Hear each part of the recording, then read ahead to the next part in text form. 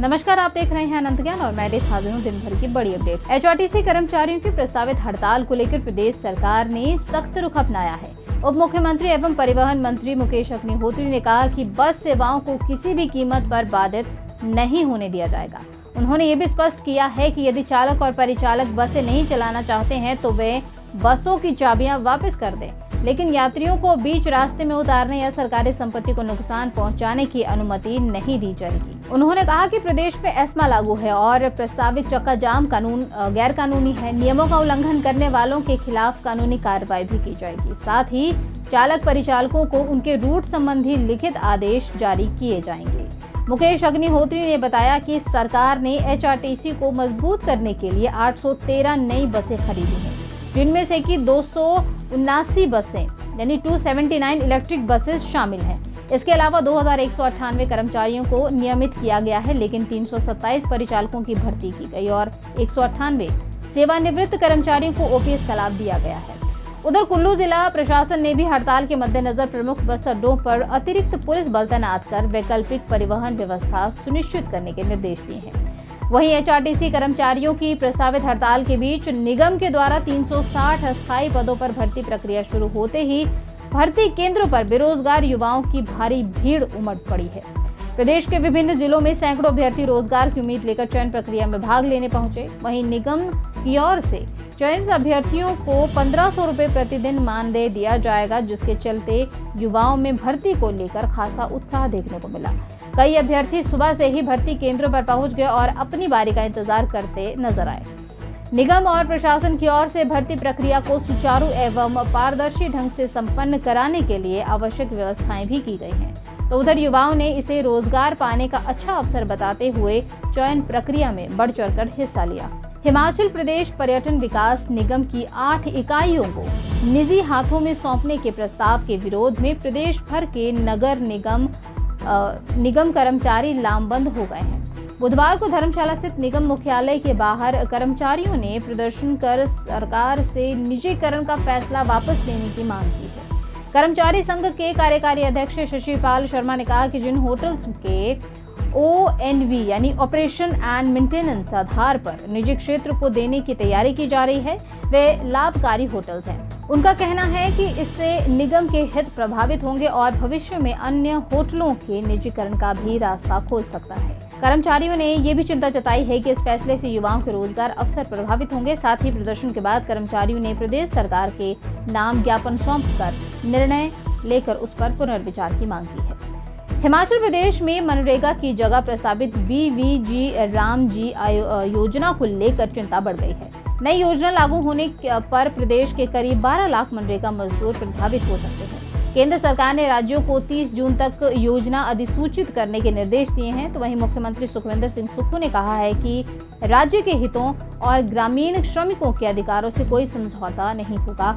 मजदूरी दर, रोजगार गारंटी, मानव दिवसों पर संभावित कटौती और मनरेगा से जुड़े 1194 कर्मचारियों के भविष्य को लेकर प्रदेश सरकार ने गंभीर आपत्तियां जताई हैं। मामले पर निर्णय लेने के लिए ग्रामीण विकास एवं पंचायती राज मंत्री की अध्यक्षता में एक उच्च समिति की बैठक गठित की गई है, जो कि 29 जून तक अपनी रिपोर्ट सौंपेगी। किन्नौर हादसे के बाद हिमाचल प्रदेश सरकार ने 50 वर्ष या उससे अधिक पुराने पुलों की सुरक्षा जांच कराने के लिए बड़ा फैसला लिया है। लोक निर्माण विभाग के मुख्य अभियंताओं को ऐसे सभी पुलों का सेफ्टी ऑडिट कर विस्तृत रिपोर्ट देने के निर्देश जारी किए हैं।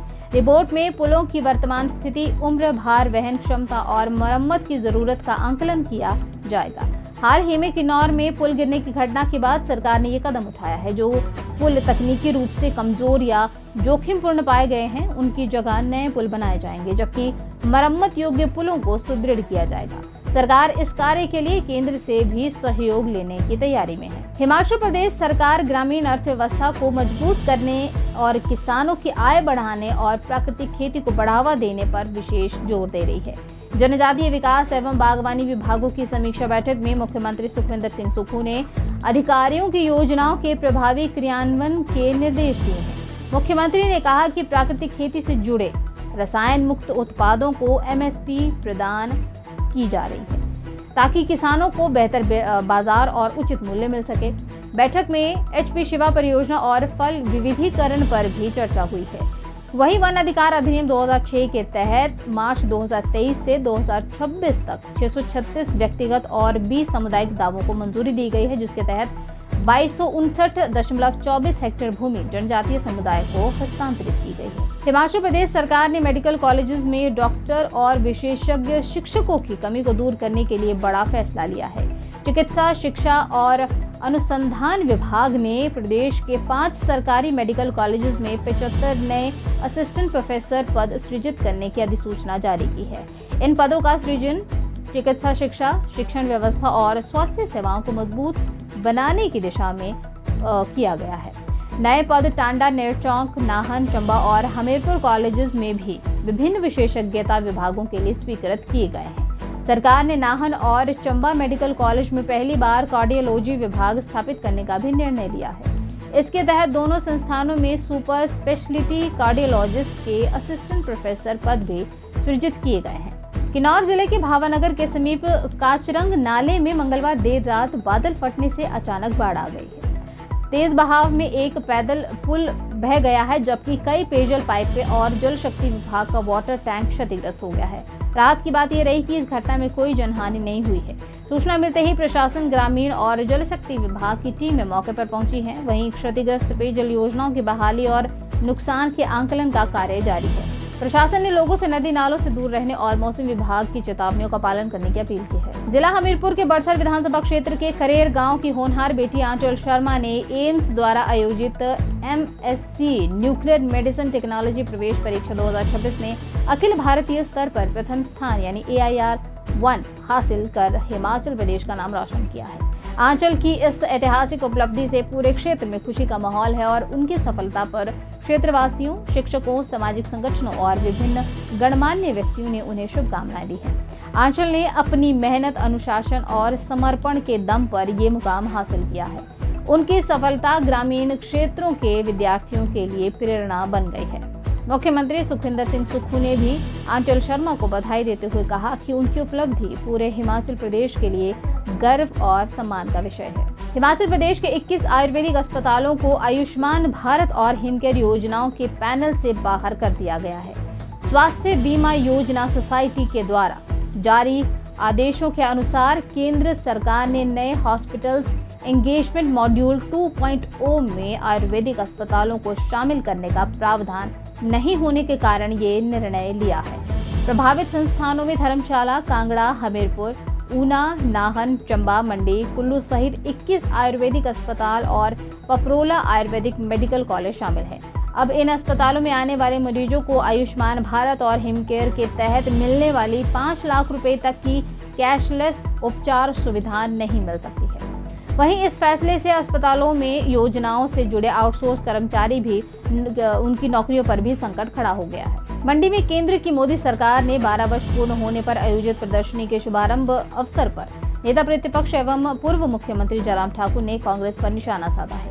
उन्होंने कहा कि देश आज आपातकाल की 51वीं वर्षगांठ को लोकतंत्र के काले अध्याय के रूप में याद कर रहा है।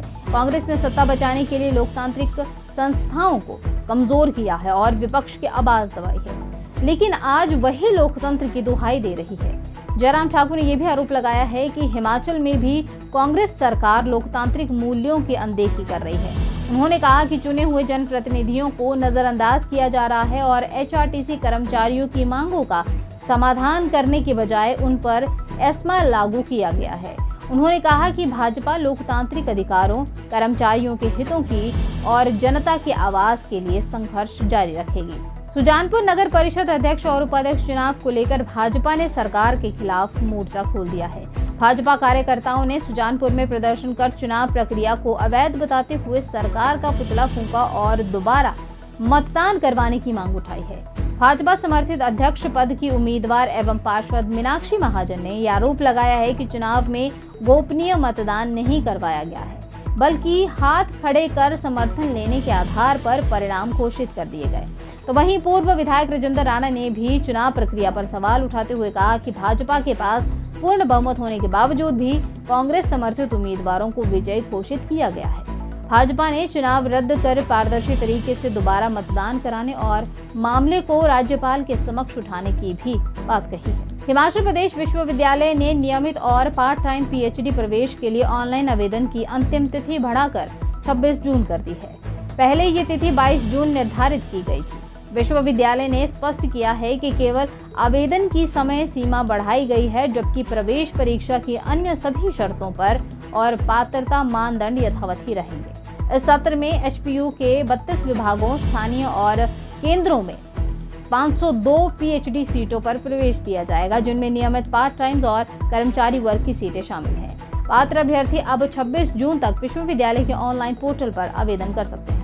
फिलहाल इस बुलेटिन में इतना ही। बाकी की तमाम जानकारी के लिए आप अनंत ज्ञान के साथ जुड़े रहिए।